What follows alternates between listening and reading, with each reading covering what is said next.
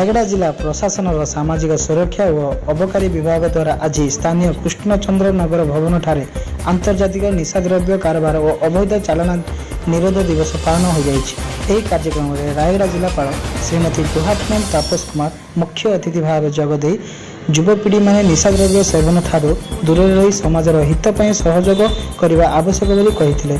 सेपरी विषमकटक विधायक जगन्नाथ सारका, जिला एसपी राहुल पियार, अतिरिक्त जिलापाल सुधाकर शबर, जिला अबकारी अधीक्षक प्रसन्न कुमार आचार्य, जिला सामाजिक सुरक्षा अधिकारी आदिपति कंहर, अतिरिक्त जिला एसपी जगन्नाथ राव, ब्लॉक अध्यक्ष समेत अन्य जिला स्तरीय अधिकारी माने और अबकारी विभाग कर्मचारी और छात्र छात्री माने जोग देथिले।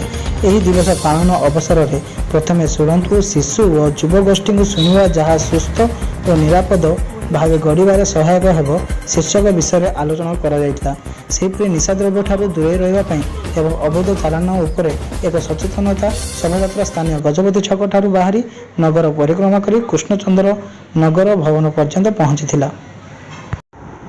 रायगड़ारू तुषार रंजन साहू प्रयास पुष्टि रायगड़ा बाइट।